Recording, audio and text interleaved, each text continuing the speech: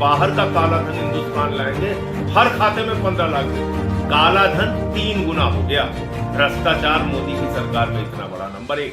2 करोड़ रोजगार देने की बात कही थी, 24 करोड़ नौकरी अब तक आपको मिल जानी थी। देश का हजारों लाखों बच्चे तैयारी कर रहे हैं, जो पेपर लीक हो जाता है, ऐसे न जाने कितने गरीब मिडिल क्लास के बच्चों का सपना तोड़ दिया जाता है। और शायद अगर ईमानदारी से परीक्षा नहीं होती तो यहाँ ये लोग नहीं बैठ पाते, केवल अमीर लोग बैठे रहते। लेकिन देश में ईमानदारी से परीक्षा देना क्या अब एक गुनाह बन चुका है? आखिर कब तक हमारे देश के होनहार छात्र भ्रष्ट सिस्टम की बलि चढ़ते रहेंगे?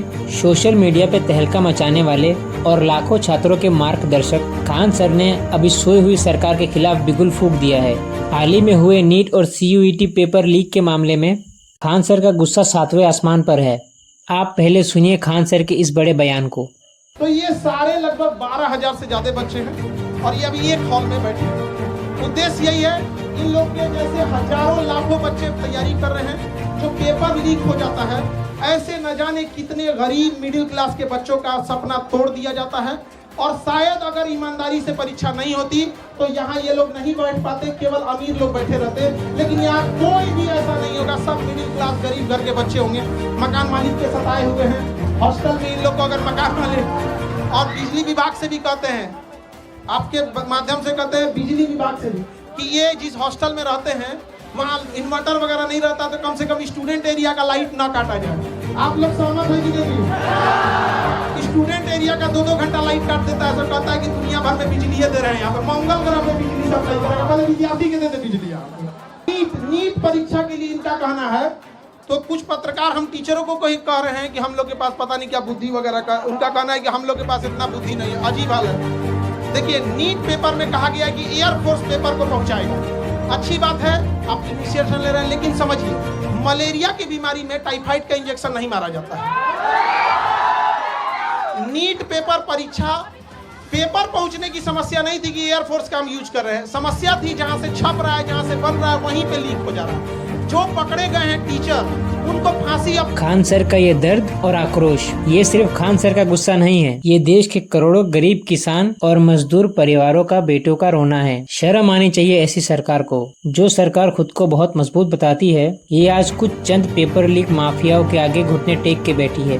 हमारे गाँव देहात का बाप अपनी जमीन गिरवी रखकर, पेट काट कर, अपना खून पसीना बहा के अपने बेटों को शहर भेजता है कि पढ़ लिख के घर की गरीबी दूर करेगा। लेकिन जब वो बच्चा परीक्षा देने जाता है तो पता चलता है कि साहिब की नाक के नीचे आपकी मेहनत का सौदा पहले ही तय हो चुका है। तक क्यों नहीं हुआ इनकाउंटर, उनका क्यों नहीं हुआ, घर क्यों नहीं तोड़ा गया, उसका सवाल ये। आप में से बताइए, इतने लोग, ये सब सिलेक्टेड पुलिस वाले हैं यहाँ पर, इन सब से कहते हैं पेपर लीक करने वालों को बकसना चाहिए जी, किसी को नहीं बकसना चाहिए यहाँ पर। और अगर सरकार प्रयास कर रही है, एयरफोर्स भी इसमें ला रही है, बट समझिए ध्यान से, एयरफोर्स क्या करेगी? पेपर तो नहीं छापेगी, एयरफोर्स ट्रांसपोर्टेशन का काम करेगी, हेलीकॉप्टर से ड्रॉप कर देगी। लेकिन जहां से छप रहा है, उन बेईमानों को जब तक सजा नहीं देंगे, ऐसे ही गरीब घर के बच्चों का हक मारा जाएगा। और जब तक हम लोग हैं, हम लोग के पास एक ही शिकायत रहती है गवर्नमेंट से कि भैया पेपर तो ईमानदारी से ले लो यार, हम आपसे क्या मांग रहे हैं? ये बच्चे कुछ नहीं मांगते, ईमानदारी से पेपर मांगते हैं, अगर परीक्षा टाइम से हो। देखिए, अभी NTA को गरिया रहे थे लोग, NTA का एक अफसर है, वो कह रहा है कि पेपर लीक नहीं हुआ है, कुछ क्वेश्चन बाहर आ गए हैं कि अगर हॉस्पिटल में रहता तो कहता मरीज मरा नहीं है, सांसें बंद हो गई। पागल है सब वहां बैठा हुआ, हम क्या बोलेंगे? अभी NTA को गरियाया, मन नहीं भरा, CUET का पेपर नाश दिया। बताइए, एक बच्चे के मनोबल पर कितना बुरा असर पड़ेगा। हम लोग परेशान हो जाते हैं। और पत्रकार में कुछ लोग कहते हैं कि हम लोग, शिक्षक लोग को कुछ आता नहीं, पढ़ा के पसीना से कपड़ा भीग जाता है। यहाँ पे जितना पसीना ये लोग बहाते हैं, उतना साथ में हम लोग भी बहाते हैं।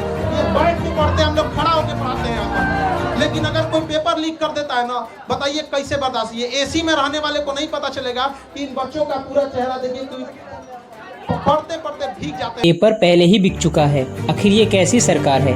जब विपक्ष पे कार्रवाई करनी हो, तब इनके पास ED और CBI की फौज तैयार रहती है। जब इन गरीब बच्चों के भविष्य बेचने वाले दलालों को पकड़ना हो तो केंद्र सरकार को सांप सूंघ जाता है। क्यों इन भ्रष्ट अधिकारियों को पेपर चोरों के घरों पर आज तक सरकार का बुलडोजर नहीं चला? इनकी भी कोई साठ गार्ड है? रहने का वक्त नहीं है। आज हम नहीं जागे तो बच्चों का भविष्य ये अंधकार में ढकेल देंगे। लगता है इस निकम्मी सरकार के राज में गरीब का बच्चा अफसर बन सकता है? राय कमेंट में जरूर लिखिए। वीडियो को इतना शेयर कीजिए कि सरकार की कुर्सी हिल जाए। आज संजय सिंह ने प्रधानमंत्री नरेंद्र मोदी को लेकर इन अंधभक्तों की ऐसी धुलाई की है जिसे सुनकर शायद अंधभक्त अपनी मुंह भी ना दिखाए। संजय सिंह हाथ जोड़ के शुरुआत तो करते हैं, लेकिन उसके बाद सरकार की 12 सालों की रिपोर्ट कार्ड की धज्जियां उड़ा देते हैं। जहां एक तरफ गोदी मीडिया और अंधभक्त लड्डू बांट रहे हैं, वहीं देश का युवा पेपर लीक और बेरोजगारी के दलदल में फंस रहा है। आप इस वीडियो को पूरा देखिए। नमस्कार, जय हिंद साथियों। आज मोदी सरकार का 12 साल पूरा हो गया और इस बात को लेके गोदी मीडिया काफी उत्साहित है, अंधभक्त उत्साहित हैं, भाजपा ही उत्साहित है, लड्डू बांटा जा रहा है। लेकिन इस 12 साल में देश को क्या हासिल हुआ, आज इसका आकलन करने की आवश्यकता है। 2014 में जब मोदी जी आए थे, उन्होंने कहा था देश में काला धन बिल्कुल खत्म हो जाएगा और ये है सच्चाई जिसे सत्ता के बंद कमरों में दबाने की कोशिश की जा रही है। दावा तो था अच्छे दिनों का, दावा था काला धन लाके हर अकाउंट में 15 लाख डालने का, लेकिन आज हकीकत क्या है? काला धन तो आया नहीं, पर आम जनता की जेबों पर डाका जरूर डाला गया है। सरकार के 12 सालों का जश्न मनाने वालों, जरा आंखें खोल के इस देश के युवाओं का दर्द देखो। 24 करोड़ नौकरियों का वादा करने वाली ये सरकार युवाओं को आखिर क्या दिया? सिर्फ और सिर्फ पेपर लीक। नीट से लेके 93 परीक्षाओं के पेपर लीक हुए हैं। हमारे देश का भविष्य सड़कों पे आंसू बहा रहा है। पेट्रोल डीजल के दाम शतक पार कर चुके हैं। एलपीजी सिलेंडर रसोई का शोपीस बन के रह गया है बस। बाहर का काला धन हिंदुस्तान लाएंगे, हर खाते में 15 लाख देंगे। काला धन 3 गुना हो गया।